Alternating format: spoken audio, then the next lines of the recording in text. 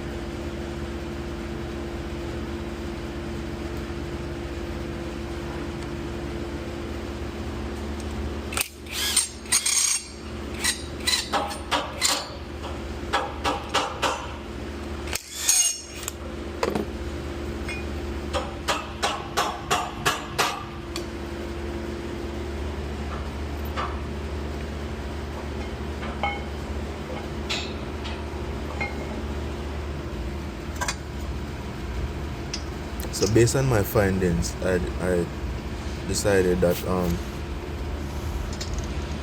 have to send these calipers back. As a matter of fact, the customer was contacted and the situation was explained to him, and he said to just reuse the old caliper if it can work, because he needs the car to work. So I'm installing the old caliper and then test it to see if it will work.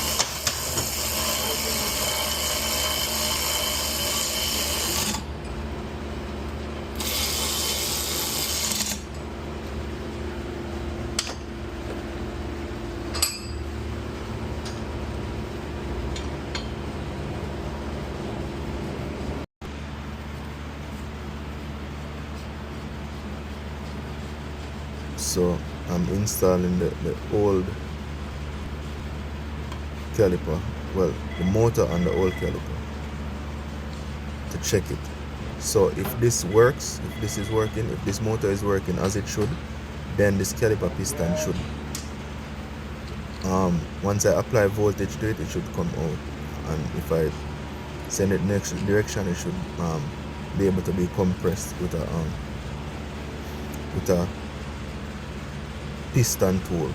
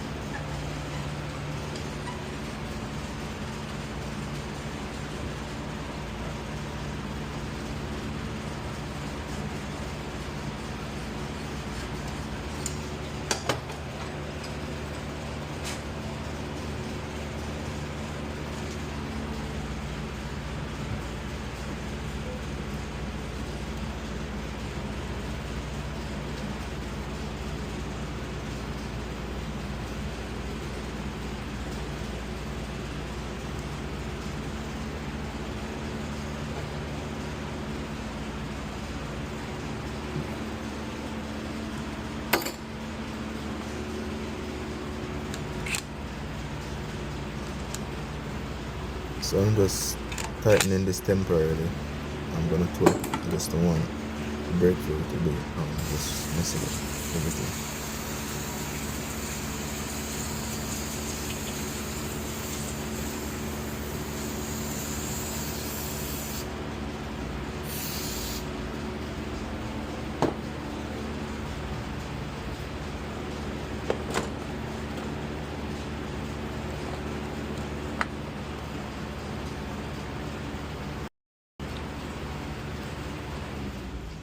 So I'm using I'm gonna use the piston tool, piston wind back tool now, to just put between the piston and the caliper right there, so that when I apply voltage to it, the piston don't just pop all the way out, because that can just cause a catastrophic failure of the caliper, and then you would just have to either repair it or get a new one. So just watch carefully what I did.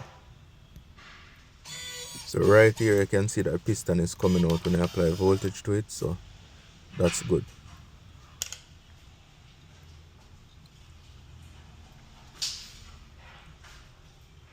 So I'm swapping the leads now to retract the piston.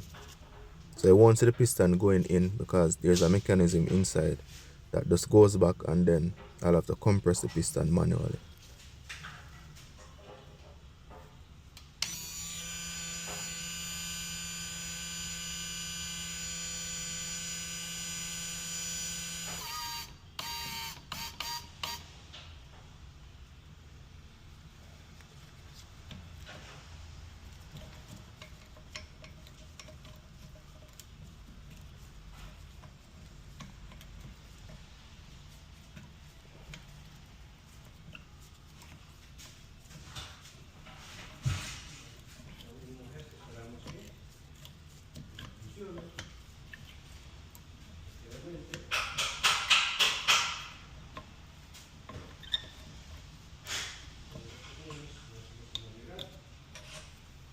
So the piston is all the way compressed now, so I'm able to do the installation of the brake pads and everything else like normal. This is what the new caliper should be doing if it was functioning properly, but unfortunately that wasn't the case, so I had to just use the old one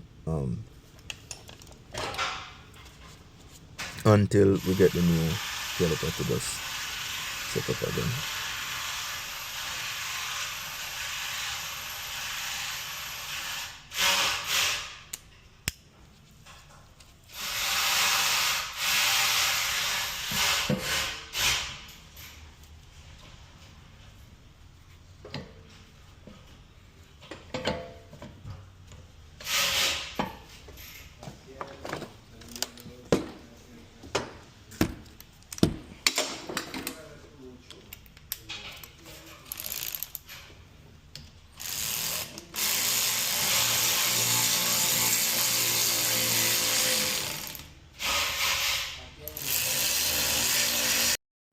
So that's it, completely set up, the old caliper, and this is the new caliper that was set up on the next side.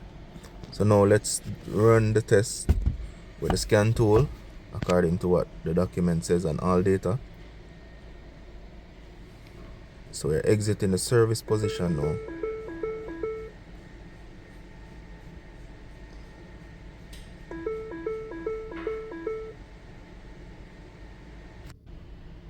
Function complete.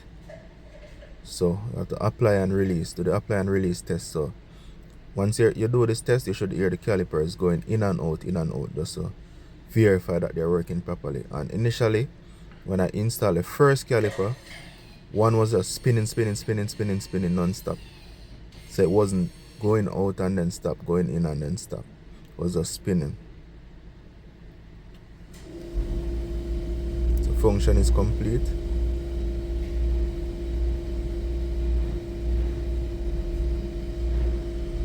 So you can go ahead now and look at the dashboard to verify that there is no malfunction light on the dashboard. Dashboard is free and clear, no check engine light, no brake malfunction light, and everything is good to go. That's it.